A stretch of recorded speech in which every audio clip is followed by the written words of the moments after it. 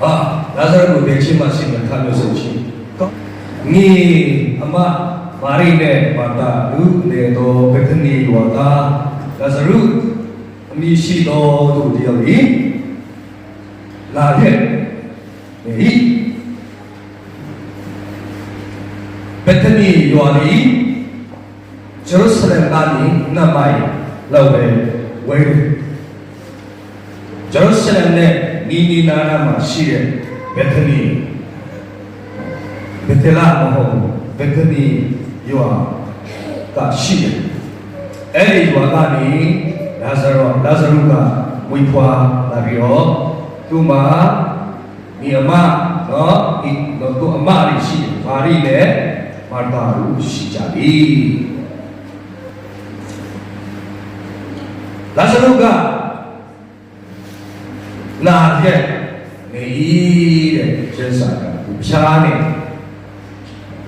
디고카나하 아담의 에와가 스가나무터 지아비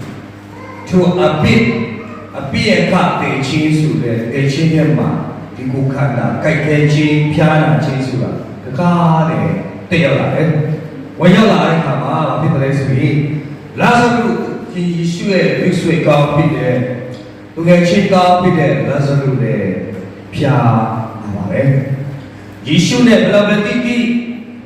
यीशु ने बलबती तो बाबा मिक्स वे कॉम पिटे ले इलोका माने लो लोका का खाया दे रो प्या लगे तेहुमा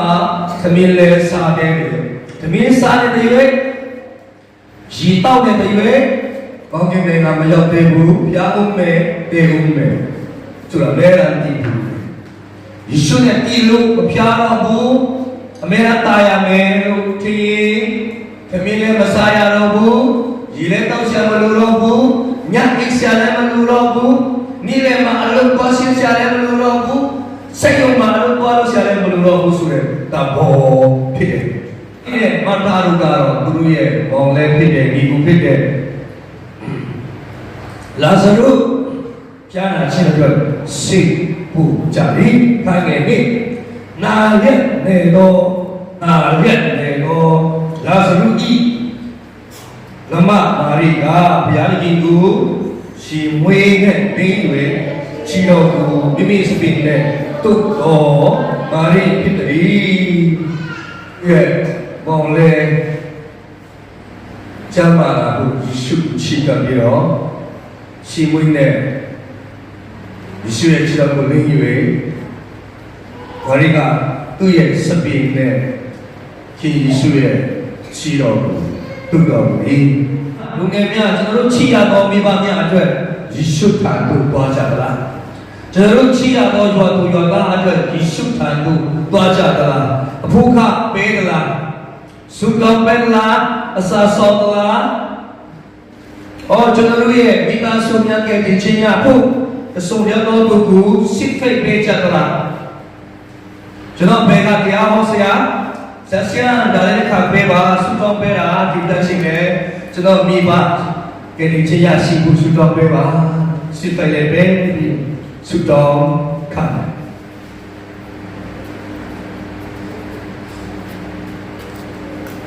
부카 배네 마리가 시부이네 뚜스비구 부카 베 그걸레 두 치야도 나서루트 저너로의 치야도 루레게 부카 바르 베레 동행이 그미야로고 치게 루레게 바 부카 베레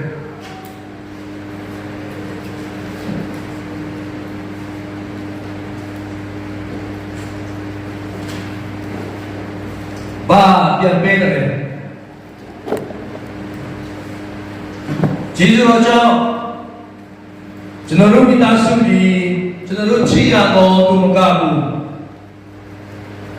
띠도 띠에 루드가 냐지 어때 저너로 그 지주띠네 루드가 마도 묘 부레 루드가 마 디니 디싱티 마야나 파야의 봉도 세샤부 실다네 도야구 미자사 파이네 진지미래 가마 도야기 지주디네 မာရီလာဇာရုကိုယန်ချစ်တဲ့ကြောင့်လာဇာရုကလည်းမာရီကိုယန်ချစ်ပါတယ်သူတို့ရဲ့ခင်မင်မှုဒီကိုမရာဖြစ်ချင်ဟာတော်တော်လေးစားစရာဖြစ်တယ်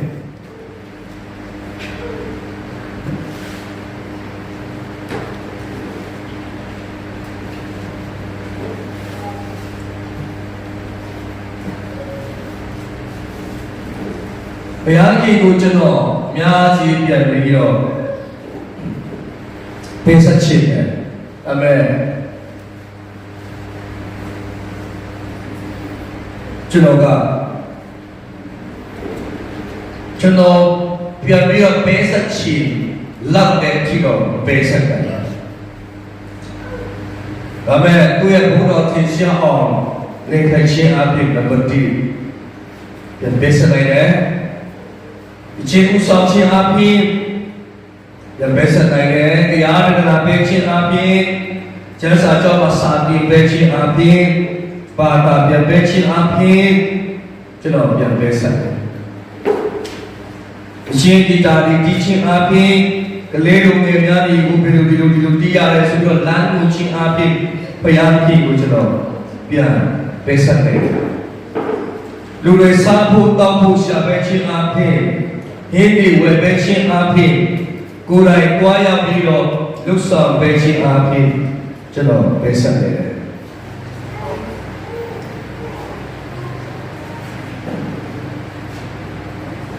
ကျွန်တော်တို့ရဲ့ယုံကြည်မှုကိုအလွယ်သုံးစားလို့အများကြီးတော့ငါသွားတာဟောအမေကျွန်တော်တို့ကိုယ်တိုင်က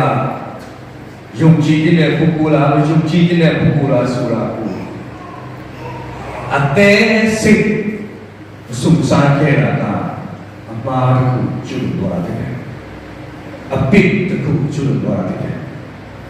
တသနာကိုနာဆဲတဲ့ဆုံးဖြတ်ချက်ဖြစ်တယ်တသနာကိုနိနာဆဲတဲ့ပေါ်စားမှုယုံကြည်မှုဖြစ်တယ်ဆိုတော့ယုံကြည်တဲ့ပုဂ္ဂိုလ်ကိုယုံကြည်တာကကိုယ်ပါပဲအချင်းချင်းအခါခါလူတွေကအတိပေးယူတဲ့အကောထဲပေါ်ပဲ action မယူပဲနေချင်းဟာလေဖယားတကြီးရဲ့အမျက်ထွက်ခြင်းခိုင်ရတယ်။ဆယ်လူကြီးပေါင်းဆောင်ပြီးဒုဒကောင်းဆောင်ပြီး prophet တွေကအချိန်ပေါင်းများစွာဝါနေကြကြပြီ။နာခံတော်သူကြီးခွင့်လွှတ်ခြင်းရရှိကြပြီ။အာခံတော်သူကြီးဘုရားကြီးဆုပါပြီ။ဘာမလို့မင်းကြီးလာပြီးတော့ဖမ်းတယ်ကျူအဖြစ်ယူဆောင်ခဲ့တယ်ပြရပြီဆိုတော့ဒါရင်ကျွန်တော်ကြည့်စုကြည့်တယ်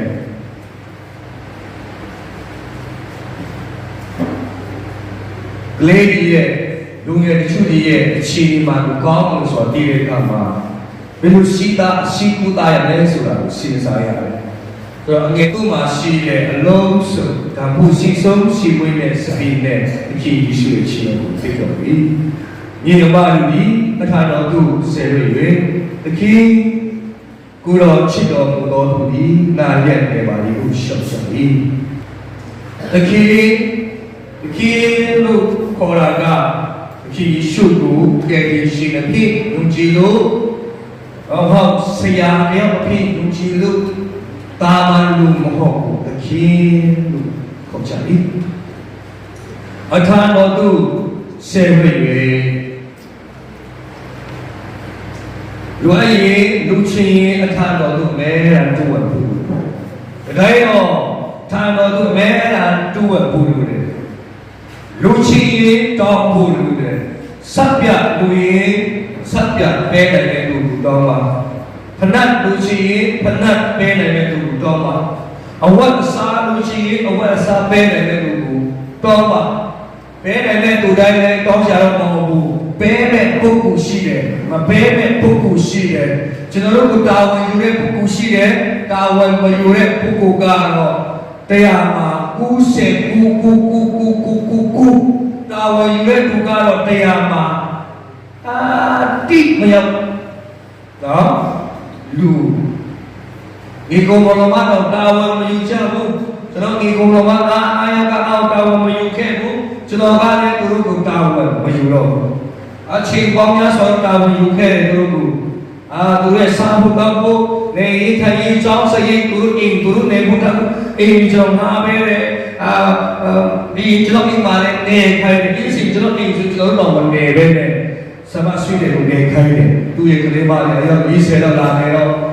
ဒုက္ခရောက်တော့ငါအိမ်မပြူတာကော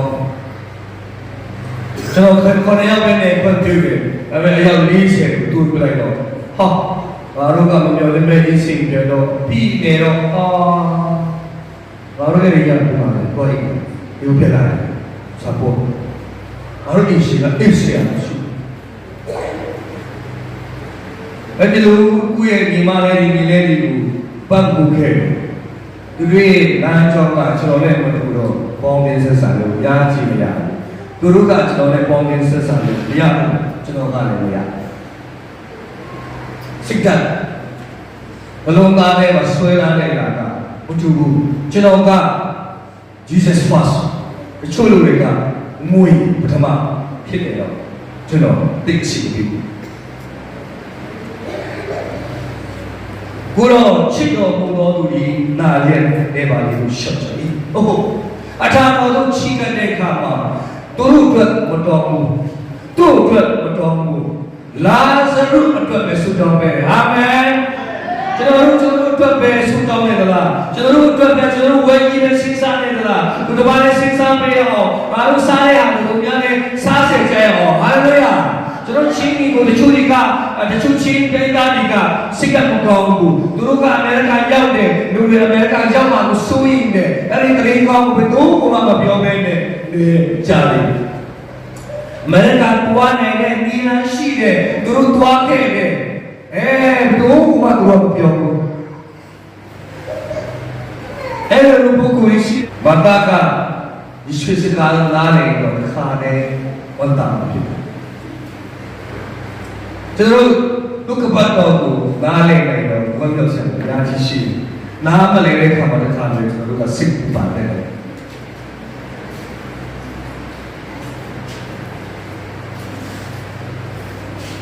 တေနာမဟုတ်ဘူးဆိုတာယေရှုကသိတယ်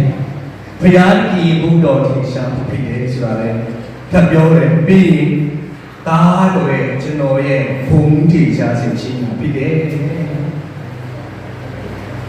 ကျွန်တော်ဒုက္ခရောက်နေတာလေဘုရားကြီးဘုတော်ထင်ရှားမှုဖြစ်တယ်အာမင်ကျွန်တော်တို့ကိုချီးမြှောက်ခြင်းလို့နာမည်ရဆက်ခြင်းလို့လာဇရုစ်နဲ့ရှင်တထားကြောင်းနောက်ပိုင်းမှာရနာမည်ကောင်းသွားပြီတာမည်ကြီးသွားတယ်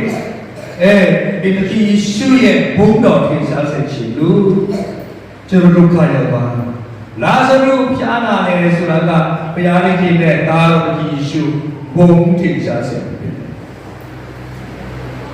ဆိုတော့ဘုံတော်ထင်ရှားစေမဲ့လာဇရုရဲ့ဖျားနာခြင်းဒီသူ့ရဲ့ညီမ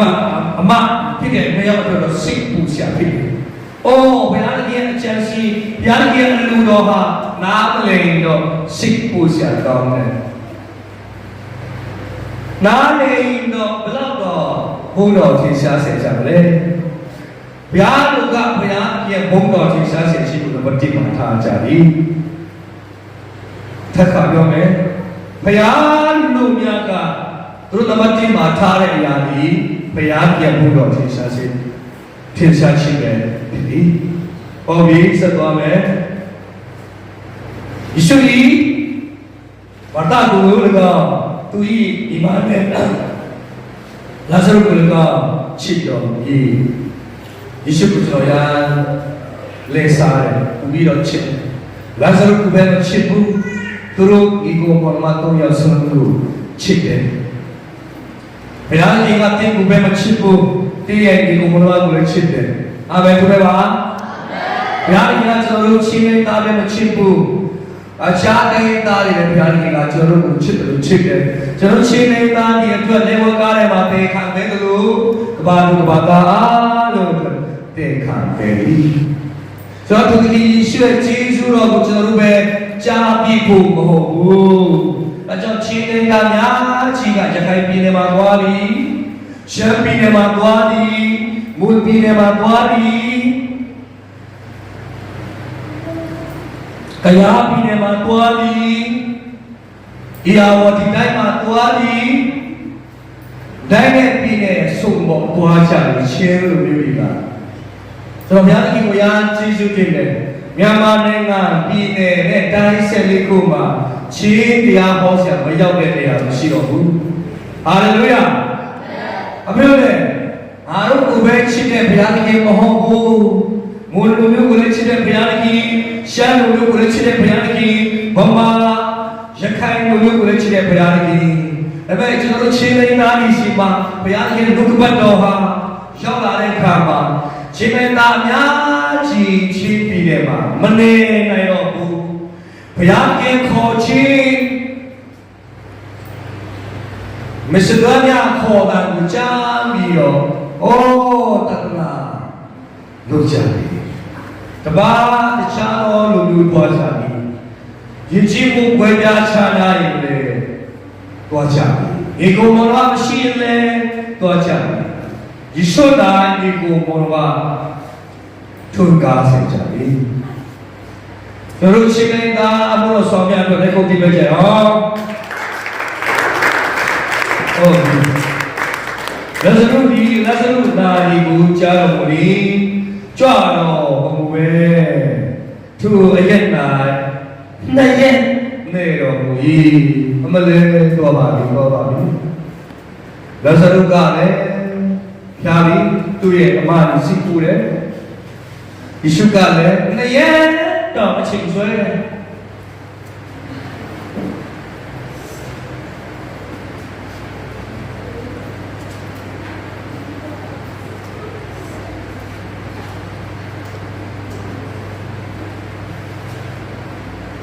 ခင်ယေရှုက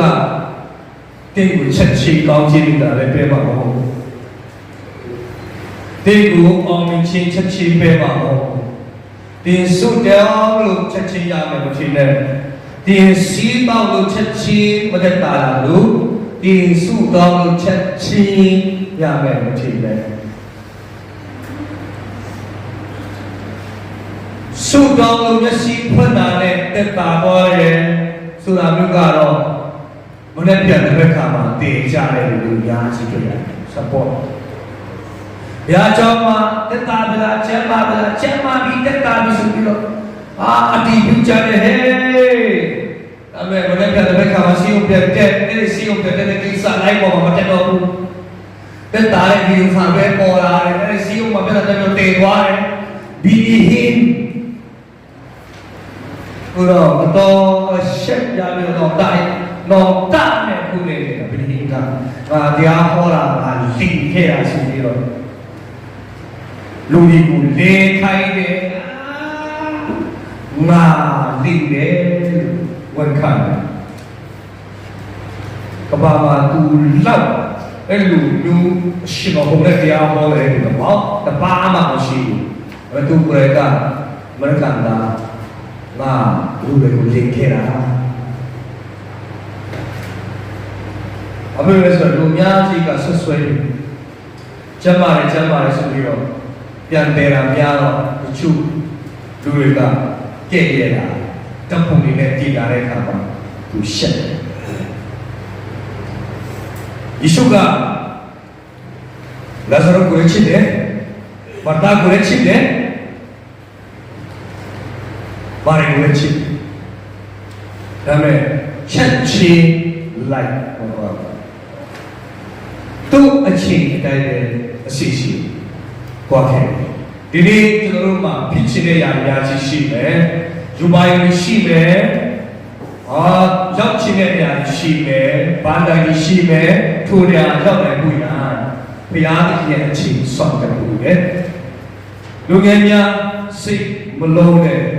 ဒီနေ့စိတ်တော်လူမနေ့ပြန်မှာရှိပြီးချင်းရှိပြီးဦးမယ်တစ်ဖက်ခါလည်းရှိပြီးဦးမယ်နေ့ကြာလိုက်တော့ဒုက္ခရောက်တယ်ချာအဲ့ဒုက္ခရောက်တဲ့အချိန်မှာအကူအညီမဲ့ဘဝဖြစ်သွားတယ်တ တင်းကိုအရာချစ်ခဲ့တဲ့သူကတင်းကိုကူပြီးတော့မှာမဟုတ်ဘူးတင်းကိုအရာကာဝယ်ယူခဲ့တဲ့လူကြီးကတင်းကိုလုံးဝကာဝယ်ယူတော့မှာမဟုတ်ဘူးဒီနေ့ဆုံးဖြတ်ချက်ကမနေ့ဖြတ်ပါလဲတာရအောင်မယ်ဒါပေမဲ့နေ့ကြာလာရင်ဒီနေ့ဆုံးဖြတ်ချက်ကတော်တော်လေးခါရတယ်လာအောင်ပါအဲ့ဒါကြောင့်စစ်စီရတယ်လာဇာရုနာလီဆိုတာကြားတော်မူရင်လေယေရှုကမတော်ပဲနဲ့ရဲ့နေထိုင်တယ်ဒီကျွန်တော်တို့ယေရှုကအချိန်ယူနေပြီကျွန်တော်တို့ကိုမပင်ခဲ့ရတဲ့ရှိမယ်ကျွန်တော်တို့တောင်းတဲ့ဟာကိုသူအဖြီမထိုးခဲ့ရတဲ့ရှိမယ်ကျွန်တော်တို့လူချင်းတဲ့ပန်းတိုင်းကျွန်တော်တို့မရောက်အောင်ယေရှုကအချိန်ဆွဲရတဲ့ဖြစ်မယ်ကျွန်တော်တို့အသက်အရွယ်နဲ့မန်လိုက်လို့ဖြစ်မယ်ကျွန်တော်တို့အသက်အရွယ်နဲ့လိုက်တဲ့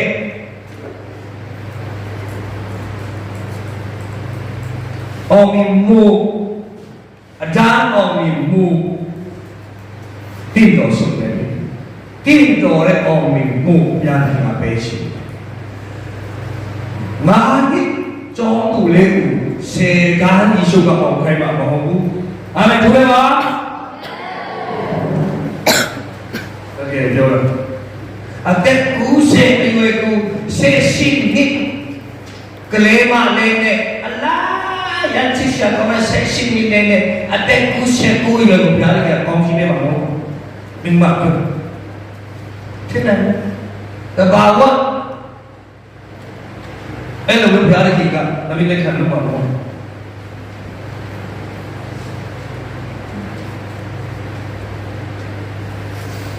လူတယောက်သူနဲ့အရွယ်သူ့အသက်အရွယ်နဲ့ညီအောင်သူ့အရေးချင်းနဲ့ညီအောင်သူ့ရဲ့ကျူးစားမှုနဲ့ညီအောင်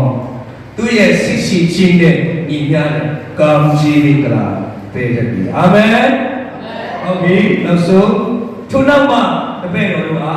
ယူဒပြည်သူတပန်သွားကြအောင်ဟာမိတော်မူလေဆိုတော့ယေရှုကအဲ့ဒီနေရာမှာမနေခဲ့ဘူးယူဒပြည်ကိုတော့ဘာလို့ဆုံးဖြတ်ချက်ချတယ်တပည့်တော်တို့လည်းခေါ်ပြီးဒီနေ့ငါတို့ဆုတောင်းတယ်ဒီနေ့အဖြစ်မရဘူးဒါပေမဲ့ယေရှုကခမဲတော်ဝိညာဉ်တော်ငါတို့လွတ်ကြရအောင်လွတ်တော့ရအောင်ဆံကလေးကိုပြန်လည်ပြီးတော့ကြည့်ရှုကြရအောင်ထိုလူများကိုကျွန်တော်ပြန်လည်ပြီးတော့ကြည့်ရှုကြရအောင်ဆိုပြီးတော့သူတို့ကတိုင်ပြီးတဲ့အချိန်ဆုံးဖြတ်ချက်တွေချတဲ့အချိန်လှုပ်ဆောင်ရတဲ့အချိန်ရှိလာပြီ